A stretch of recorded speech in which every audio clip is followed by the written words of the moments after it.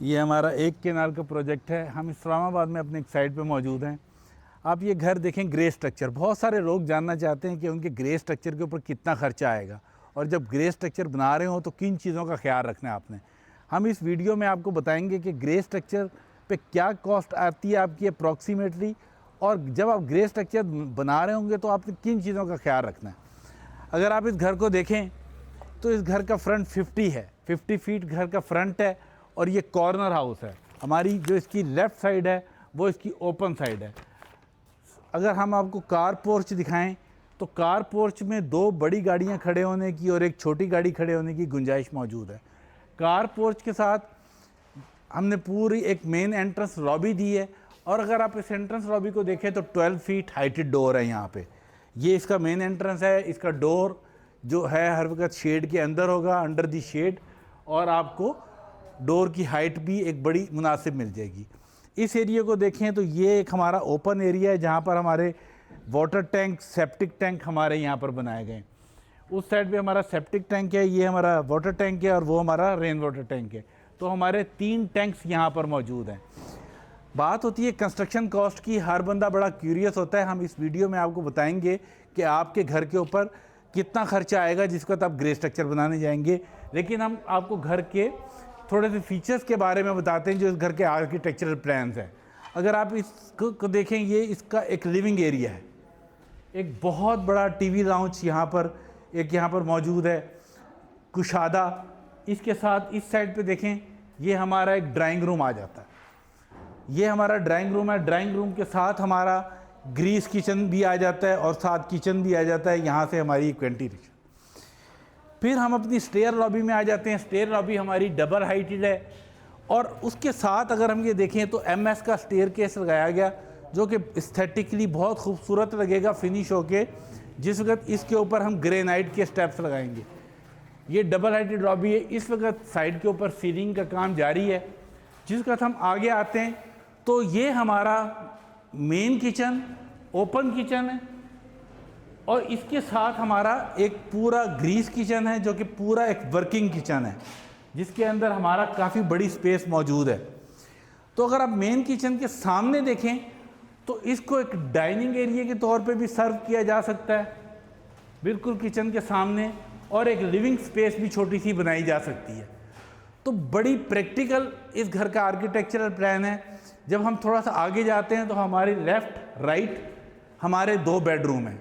हम बात कर रहे थे घर की कंस्ट्रक्शन कॉस्ट की। तो अगर घर की कंस्ट्रक्शन कॉस्ट की बात करें तो ये घर क्योंकि राफ्ट फाउंडेशन के ऊपर बना हुआ है, जिसकी चारों साइड पे RCC वॉल्स थी, तो इस घर के अंदर 24 टन स्टील यूज़ हुआ है, जिसकी राफ्ट फाउंडेशन डबल जाल के साथ 12 इंच की थी, और चारों साइडों पे घर के RCC वॉल्स थी। तो इस घर के अंदर जो स्टील यूज़ हुआ है 60 ग्रेड का इत्तेहाद का स्टील, 24 टन। ये वाली जो है लिमिट कम भी हो सकती है, डिपेंड करता है कि आपकी सॉइल स्ट्रेंथ कैसी है। अगर आपका घर स्ट्रिप फाउंडेशन पे बन रहा है तो ये 18 टन भी हो सकता है, 20 टन भी हो सकता है, 22 टन भी हो सकता है, बट हम आपको पर्टिकुलरली इस घर के हवाले से बता रहे हैं। आगे हम दीगर मटीरियल्स के बारे में भी बताएंगे। लेकिन अगर आप इसको देखें, ये बेडरूम इस घर का एक, जिसके अंदर 2 विंडोज़ दी गई वेंटिलेशन। ये इसकी एक बेड वॉल है, जो कि सामने हमारी एक मीडिया वॉल बनेगी, और ये ड्रेसर है, और इसके पीछे हमारा एक पूरा वॉशरूम है, जो कि इंतहाई कुशादा वॉशरूम। अगर इस वॉशरूम को देखें, इसके अंदर वैनिटी, कमोड और बहुत बड़ा शावर एरिया दिया। तो बहुत अच्छी स्पेस निकाली हमने इस घर के अंदर, हर चीज़ को देखते हुए। इसी के सामने अगर हम दूसरा बेडरूम देखें, इस वक्त केबल्स हमारी डाली जा रही हैं सीलिंग्स के अंदर। अगर आप देखें तो सीलिंग से पहले जो केबलिंग का काम है वो हमारा इन प्रोग्रेस है। फास्ट केबल हम डालते हैं अपनी साइड पे। ये न्यू एज की केबल यहाँ पर हैं। क्लाइंट न्यू एज की केबल रिकमेंड कर रहा है कि उसने न्यू एज यूज़ करनी है, तो हम न्यू एज डाल रहे हैं, वरना फास्ट केबल हम यूज़ करते हैं। इसी तरह अगर हम इसको देखें, ये इसका एक छोटा सा स्टोर दिया गया, walk in closet type bedroom के साथ। और यहाँ पर अगर हम देखें तो इनका एक बहुत बड़ा वॉशरूम, स्पेशियस वॉशरूम, जिसके अंदर शावर एरिया, कमोड और वैनिटी पूरी गुंजाइश के साथ, और ये इनका एक वार्डरोब एरिया दिया गया। तो स्पेस अगर हम देखें एक केनाल के घर को, इस घर का जो कवर्ड एरिया है वो 6250 स्क्वायर फीट कवर्ड एरिया इस घर का। अब हम बात करेंगे कि इस घर के अंदर सीमेंट कितना यूज़ हुआ एक केनाल के घर के अंदर। तो 2000 से लेके 2500 बैग सीमेंट के हमारे टोटल यूज़ हुए इस घर के अंदर, from concrete foundation till the plaster और till the PCC ground floor की। बात करते हैं ब्रिक्स की कि ब्रिक्स एक केनाल के घर के ऊपर कितनी यूज़ होती हैं। हम आपको साथ साथ इसका फर्स्ट फ्लोर भी दिखाते हैं और साथ साथ आपको इसकी क्वांटिटीज़ के बारे में भी बताते हैं ताकि आपको आइडिया हो जाए। जो स्टेयर केस है इसमें एक बहुत बड़ी विंडो दी ताकि सारा दिन इस घर के अंदर वेल लिट रहे और एक अच्छी रोशनी आपको मिलती रहे। जिसका हम इस घर के ऊपर आते हैं तो इसके जो आर्किटेक्चरल प्लान्स हैं उसके अंदर एक बड़ा ज़बरदस्त फीचर ऐड किया। ये ओपन कोर्ट यार्ड है।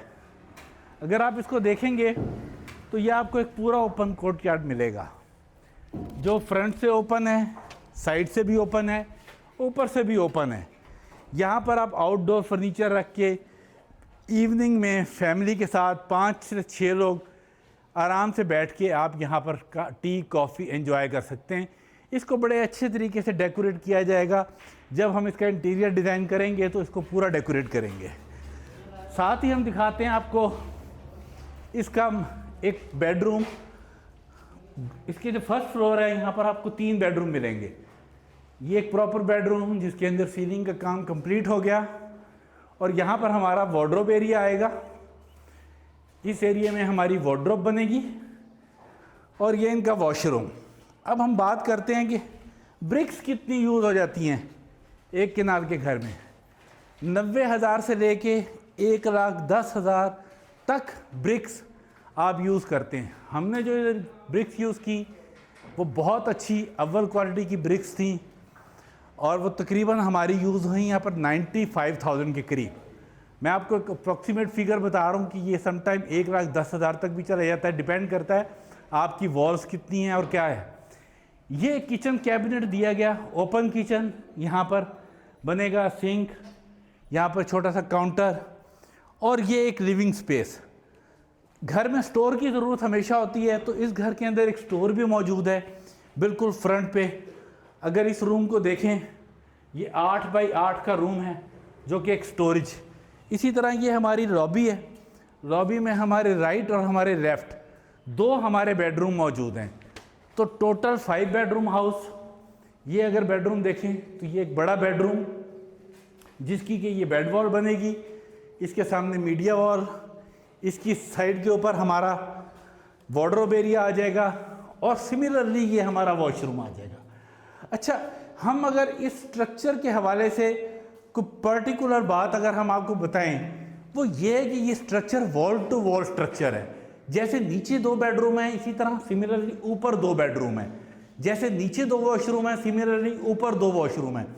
तो वॉल टू वॉल स्ट्रक्चर के अंदर आपका स्टील ज़रा कम कंज्यूम होता है, वरना जिस तरह का इसका स्ट्रक्चर डिज़ाइन था शायद स्टील यहाँ पर ज़्यादा हो जाता। फिर ये बेडरूम है, इसके साथ ये वॉक इन क्लोजेट दिया और वॉक इन क्लोजेट दे के ये सिमिलर वॉशरूम ऐसा ही है जैसे अभी हमने आपको नीचे दिखाया। ये इसका शावर एरिया, ये इसका कमोड, ये इसका वैनिटी एरिया। और अगर हम बात करें इसके रूफ टॉप की तो रूफ टॉप पे हमारे 2 सर्वेंट क्वार्टर मौजूद हैं। ये हमें स्टेयर केस लीड करता है इसके रूफ टॉप की तरफ। और रूफ टॉप पे अगर हम जाएं तो हमारे 2 सर्वेंट क्वार्टर मौजूद हैं और एक बहुत बड़ा एरिया है जहाँ पर हमारा ओवरहेड वाटर टैंक। तो 6,250 स्क्वायर फीट एक केनाल का कवर्ड एरिया जिसमें स्टील 24 टन, सीमेंट 2,000 से 2,500 बैग और ब्रिक्स 95,000 से 1,10,000। इसी तरह की इन्फॉर्मेटिव वीडियो के लिए हमारे चैनल को फॉलो करते रहें।